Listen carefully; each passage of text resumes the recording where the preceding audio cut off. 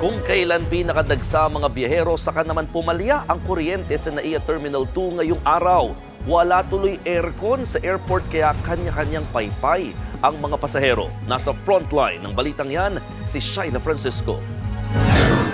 Kanya-kanyang paypay at lapit sa industrial fan ang mga biyahero kanina sa NAIA Terminal 2. Ilang beses nakaranas ng power fluctuation o problema sa kuryente sa naturang terminal.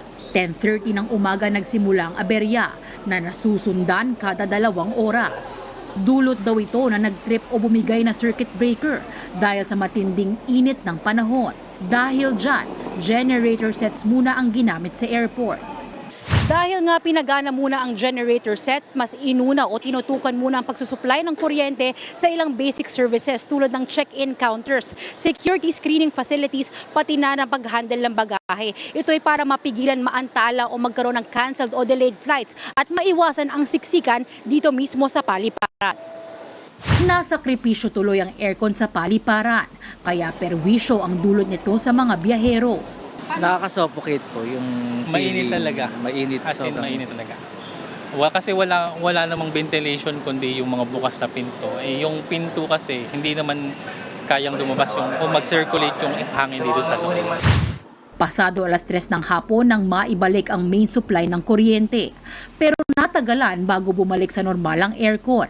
Nagpamigay naman ng tubig sa mga pasahero at nagdagdag din ng mga industrial fan. Simula kahapon, 2 aircon sa departure area ng Terminal 2 ang pumalya o humina ang hangin. Ramdam yan ng pamilya ni Jimmy Rabueno na biyaheng Boracay ngayong Holy Week. Mainit po, mainit. Pata mo, pawis na pawis nga ang baby namin eh. Kasi baka papawisan, baka ubuhin. Di gaya niyan, mainit ang pawis sa likod. Pati sa Terminal 3, may mga aircon ding hindi gumagana. Medyo mainit mo. Parang kailangan pa lamigan. Inumin ako ng tubig palagi. Mainit siya, unlike before or dahil sa naka-accommodate maraming tao. Tapat yung electric fan sa inyo? Oo, kasi mainit eh, lalo na yung mga bata. Inano namin talaga sila doon sa may banda, doon sa may gitna. Kasi naiinitan nga sila eh. Kumuha pa kami ng mga soft drinks, tsaka juices. Ang init kasi. Aminado ang Department of Transportation at Manila International Airport Authority na luma ng ilang aircon sa NAIA. Ayaw naman namin i-full blast yung mga generators natin para huwag naman sana masayang mamaya mag-trip-trip pa ulit. Mabuti na yung konting tiis lang. Basta hindi maapektuhan yung mga regular check-in. Ayon sa pamunuan ng NAIA, posibleng hindi rin kinaya ng supply ng kuryente ang dagsa ng mga biyahero ngayong Semana Santa. Simula Palm Sunday, halos 400,000 na ang dumating na pasahero. Malapit na sa kalahati sa inaasang 1 milyong babiyahe sa paliparan ngayong mahal na araw. Mabilis naman ang usad ng pila sa mga check-in at x-ray counter. Malinis din ang mga pasilidad, kabilang ang mga banyo na personal na ininspeksyon ni Transportation Secretary Jaime Bautista.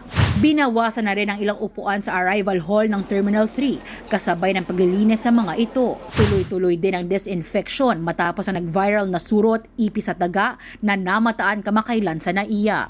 Nagbabalita mula sa Frontline, Shaila Francisco, News 5.